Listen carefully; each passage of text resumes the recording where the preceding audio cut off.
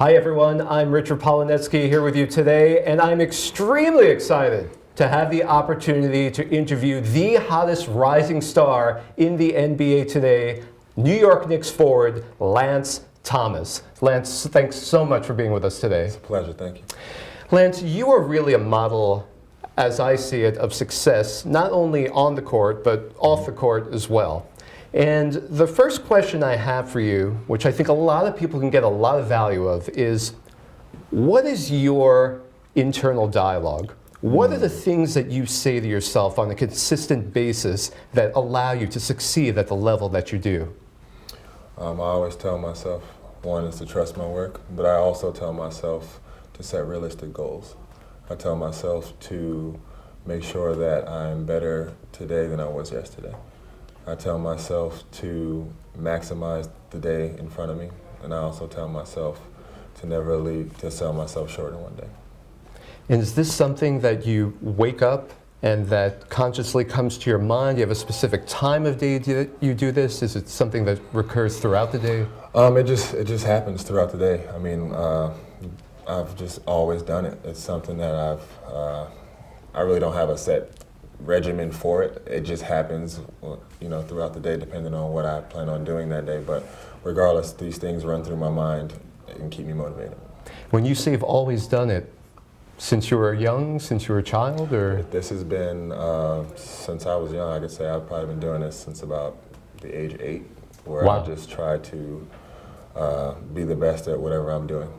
That's really great. That's really a gift to have that internal dialogue to keep you charged and moving forward through all the challenges. And speaking of challenges, a lot of people look at successful people like yourself and the Hollywood celebrities and authors, et cetera, musicians, and they just see the success part. And they think that they're privileged or gifted or just lucky, but they don't see the process that went into that success. And you didn't just roll out of bed and get handed a get-free card into the NBA. You've worked hard to get here and have clawed your way really through the top. Why don't you tell us a little bit about that?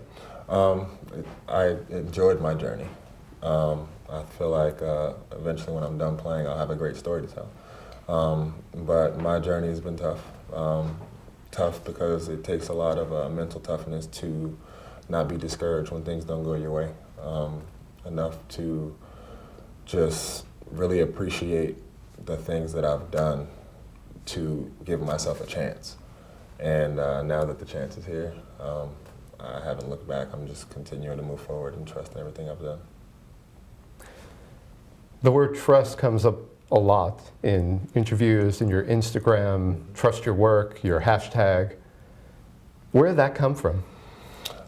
It's just come from how I just attack the work grind that I do. I mean, I work pretty much year round. I mean, my summer workouts are, grueling. During the season, I mean, I still push myself to the limit. And, in games, I empty my whole clip. I'm ready to, make sure that I'm completely exhausted, not only for myself, but I feel like my teammates deserve my full effort, and the city does as well. It's interesting. Few people have the opportunity to really give it their all in anything in life. Mm-hmm. And you do this day in and day out. What does that feel like to know you are pushing yourself to the limits and beyond? And how do you go to that next limit? It's taxing. I really play as hard as I can. I train as hard as I can. I just give maximum effort all the time. And I'm not a machine, but I treat myself like I am, and sometimes it catches up with me because I find myself very tired sometimes, but I think about the bigger picture and why I'm doing it, and I'm doing it to win. I'm doing it because my teammates deserve it, and with that said, I forget about fatigue. How do you restore yourself after you've pushed yourself to the limit where you can go no more, the fatigue sets in? How do you get back into that peak condition again? Gotta get rest, hydration, and being in a happy place after the game. My dog's definitely gonna help me with that. And your dog's name is Romeo. Romeo. He's your best friend. Best friend. He helps me with that. Just with genuine excitement to see me, and whenever I'm tired after the game or just tired in general, I just see him and I just get fueled with so much joy from him that it really helps my recovery process. What a beautiful gift. Truly man's best friend. Absolutely. You're getting a lot of accolades for NBA coaches. Recently spoke about how you are the most improved player in the league. And Kevin Durant called you not only his favorite player in the league, but his favorite person. What is it that they're seeing in you? They see a guy who's just locked in, just determined to win. A person who, if we set a goal, is going to give everything that he has to reach it. And every person that I've actually had as a teammate will probably say the same. I mean, I give it, I bring it, and it's not me selfishly doing it, it's me doing it for everyone. I've read you had said that you always had to make the team. Yes. What do you mean by that?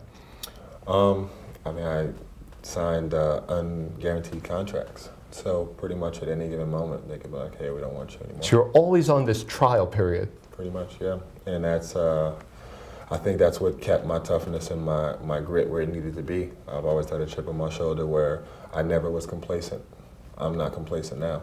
I don't think I have the ability to be complacent. So you never feel comfortable? No. You always feel like you have to strive to another level? Absolutely. What an incredible mindset. It keeps me fueled. Really amazing. Do you have any rituals that you do on the court, off the court, that keep you in top condition mentally, physically, spiritually? I pray. I pray before every game. We have a chapel service before every game. Me and a few of my teammates go. While we're, having the national anthem sung, I pray again. I pray after the game, and I just keep my faith in God and just follow its course. Thank God, that's very beautiful. I know it's a personal thing, but would you care to share an example of a type of prayer that you might elicit? I just pray to keep our teammates safe. Everyone that's playing on the court that night safe. I pray that the Lord allows us to do the things we need to do to be the team we want to be. I pray for the strength that I can allow myself to be my absolute best for my team that night. And I just pray for, all the other things that we complain about when there's other real life things going on, and remember that basketball is just a game and people are really going through real life things. People are losing their lives and people aren't as blessed or fortunate, so I don't take any of that for granted in my prayer. That's a very beautiful prayer, and tapping in and plugging into the source of all is certainly a great foundation to build everything upon. Absolutely. Really amazing. Thank you. There's so many people out there who are plagued with procrastination. They can't motivate themselves, they don't feel like they're capable, they don't really make the effort to do what they really can do if they just went on that path. What kind of advice would you give to someone who's maybe unmotivated or is procrastinating but really does have the potential for a bright and successful future? I think that they need to look themselves in the mirror and ask themselves, do they really want to waste the talent that God has given them? Do they really want to waste something that people would literally die for? Whether it's athleticism, whether it's family, whether it's health. I feel like we as people take advantage of the things that are very valuable in life, and if you don't have motivation, remember that somebody else has it way worse than you. Wow. So the perspective that they're approaching life with is just not serving them. It's not realistic. It's not broad enough to tap every type of lifestyle that's happening. I mean, like I said, everybody has a completely different set of cards that they're dealt with, but a lot of us have very high trump cards in our hands and we're not using them. I heard you talking about looking in the mirror on a previous occasion. Is there a type of mirror exercise or something you do? When you look in the mirror, what do you tell yourself? What do you see? What's happening there? I just ask myself real questions. What do you want in life? What do you want out of this game? What do you want from today? And I just answer them in my head and I just keep moving forward. And you're really connecting with yourself. Like you're looking into your eyes and you're having a very deep internal dialogue. Absolutely. And I think that it's very important to do that. You can get advice from other people, but what better critic to have than yourself? So you hold yourself to a standard higher than anyone holds you to. Yeah, I mean, I'm me. I'm Lance Thomas. I know what I'm capable of, and I know the things that I feel like I can do, and things that I can't do, and I set realistic goals on myself. What would you say to a young man or a young woman who is dreaming of becoming an NBA player? What advice would you give to them if you could look them in the eye to help them achieve that goal? How bad do you want it? What are you going to do to attain it? And if you have the opportunity to get it, how would you go about it? Have them focus on those questions. Absolutely. Honestly answer those questions. Mm-hmm. And pursue that path. That's exactly. I know you said you appreciate every moment of the journey to where you are now and where you're going. Absolutely. Is there anything now, older, wiser, that you would do differently if you could from the start of that journey? I wouldn't change a thing, but if I was to change one thing, I wish I would have pretty much documented it while it was happening with writing to see where I was at that point in time. Wow, to have a very accurate, detailed analysis. Yeah, the things that I speak to myself with when I look in the mirror, I wish I would have written some of that stuff down and then look back at it and see if that is still adding up to now. Wow, the contrast of how you've grown. Absolutely. You've grown tremendously. And speaking of growing, your three-point shots have grown tremendously. How did you develop that? Repetitions, work.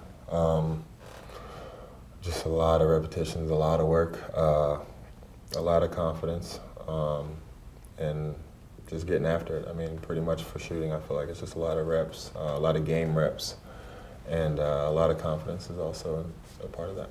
Now you talk about confidence, and I saw an interview with you where I thought this was the coolest thing in the world. And someone talked about how NBA players have big egos. Mm-hmm. And you gave a beautiful response to that, which I think applies masterfully to success. And you said something to the effect that you kind of have to have an ego to reach that level, because people automatically vilify quote-unquote ego as something terrible. In some cases it is, but you put a spin on it that I've never heard before. Can you share more of that with us, please? I mean, to get where we're at, you have to have an ego. We're playing at the highest level. So without an ego, I don't think that you would necessarily have a chance to be here or sustain what you have already done to be where you're at. How do you develop or feed that ego? Because you are a perfect gentleman, you're a real person, you're a spiritual person, you're a creative person, but yet you have a powerful and potent ego, quote unquote, that charges and empowers you enough to become a professional NBA winning player. How can someone develop that ego and keep that balance to keep their feet on the ground and maintain that spirituality and stay a good person with an ego?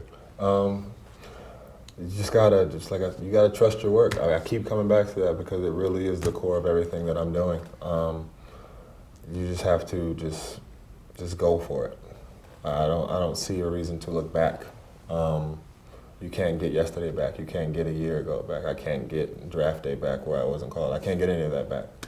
But I can attack what's in front of me right now. You're getting a lot of positive feedback now, both from coaches and players all across the NBA, the media. What about the times when there wasn't the positive accolades and there were negative things that were being said to you and playing situations that weren't working out? How did you keep it together and stay on course to become the success that you now are? Everything that is negative towards me, anything that has knocked me back a bit, it's just throwing wood in the furnace. I'm really fired up by it. And there's time I'm human. I get depressed, I get anxious, I get, upset, but I don't let it linger. If I'm upset or depressed at that time, I do whatever's necessary to rid that and to take it with me, to allow me to just develop an even stronger hunger, a stronger vision, a stronger goal to make sure that I'm ready to keep moving forward and not let any of the negative things bring me down.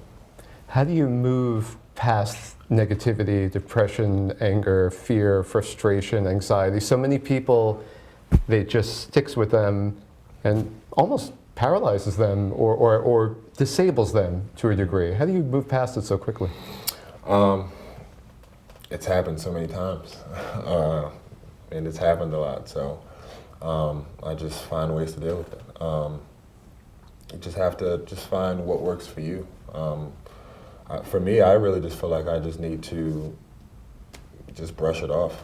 Whatever it is, whatever was said, whatever has happened, move forward. I mean, I feel like other opportunities will be there.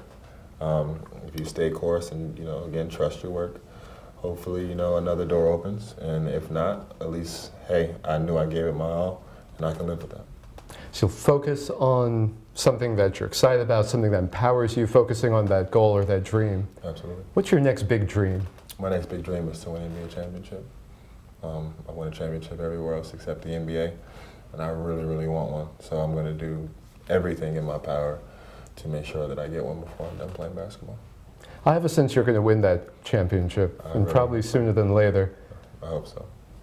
I'm going to have you dream even bigger. What happens after you win that championship? What's the next dream? After I win that, the next dream is to make sure I have a comfortable life for me and my family. I want to, just make sure that everyone is just happy. That's fantastic. Absolutely. And speaking about family, your mom is a big influence in your life. Yes. And you have a great relationship with her. Tell us more about how she has played a role in your success, and not only on the court, but off the court as well. She's always honest with me. Always honest with me. And it's amazing to have someone like that. Mm-hmm. My mother's my best friend. Mm-hmm. We don't have to speak every day for that either. I mean, there's days where we don't speak to each other. But, she always calls with a purpose. She always calls to lift me up. She calls to fuel me. Fueling is, hey, you had a good game, and fueling is also, hey, you didn't play as hard as you should have. Things of that nature. So she knows how to ignite a burning fire in me to be my best. And with that said, I mean, that's all I need. I mean, from the number one person in my life, I feel like that's all that, I could ask for is honesty all the time. Wow. So you're making mom proud. Absolutely. Making a whole lot of other people proud too. That's the plan. When you say trust your work, Mm-hmm. are you talking not only about the things you do, but the intuition within you, that guiding voice that unfortunately a lot of people don't listen to? They'll ask every person under the sun, from the bus driver to their best friend and whoever else, but that voice inside themselves, that they don't listen to. Yeah, I mean, a lot of it is, trust your preparation for whatever you've done, whether it's for a big test. If you studied nonstop, don't go to the test, that you studied so hard for and second guess how much you studied. Or, with me in basketball, I'm not going to second guess how hard I worked in the summer. When I'm open, I'm going to shoot the ball. So internally, I mean, that's a conversation you have with yourself. Lance, you worked out your hardest this summer. You gave it everything you have.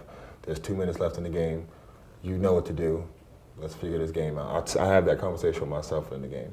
And then I vocalize it and I speak to my teammates. I know what fuels them. And we find a way to ignite each other and try to figure everything out at the end of the game.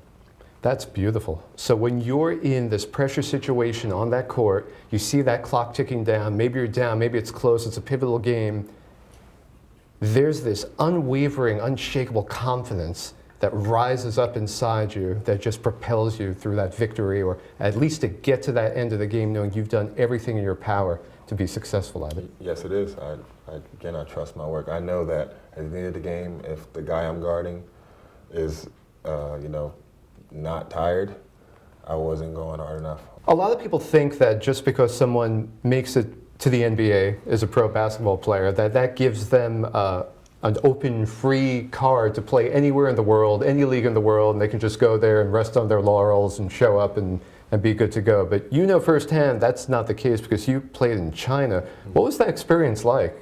It was tough. I mean, it's a competitive league with competitive management.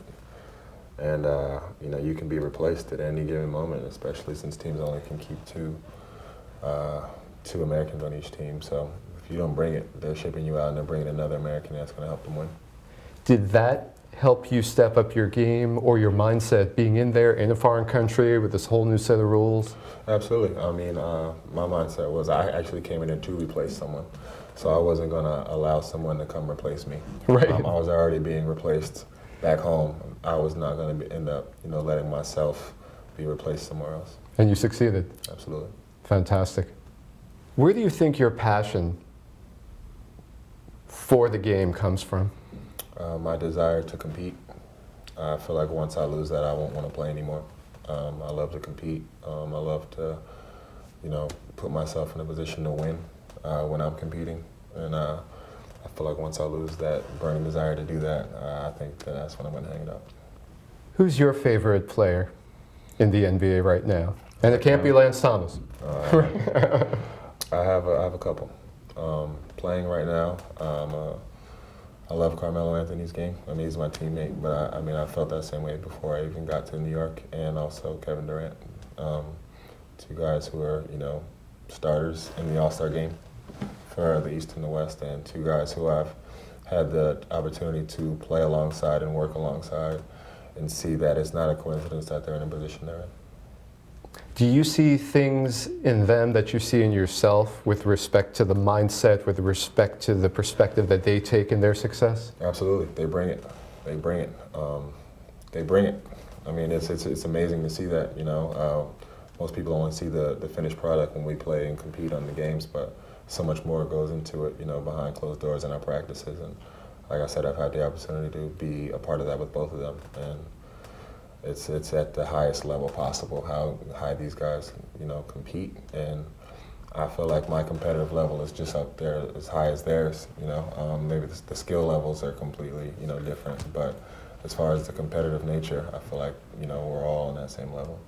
I've heard it said that if you want to become really great, get around someone who's doing even better than you are. Is there anyone who fills that role in the NBA for you right now? Carmelo, he's my teammate. I feel like he's the best at what he does in the NBA, and I see it every day. So I mean, why not, ask him questions? Why not ask him his experience, things he's been through, work habits, things he does to be in that position. I mean, we're two completely different people, different players, different journeys to get where we're at. But I think we both have the same common goal, which is to win. So I pick his brain daily. I mean, he probably gets sick of me asking questions, but I mean, he's one of my favorite teammates ever, and I'm just very happy to be playing alongside him. That's really fantastic. And he's lucky to have you as a teammate as well, as are the New York Knicks, as are the New York fans. How's it feel playing in your hometown? You were born in Brooklyn? Mm-hmm. How's it feel playing? Unbelievable. Unbelievable. This is an amazing thing. And I smile every time. I mean, I'm in the moment now, so it's such a great thing. I mean, sometimes I don't even believe it. I mean, but when the game comes on and I put that uniform on, it's game time. But I used to be a fan, but now I am a Knick. So I feel like the teams that were before me really have raised the bar to what it is to be a New York Knick, to play with that toughness every night, to have that grit, to have that desire to win. I want to bring that back. Well, you got it. You spoke about being in the moment.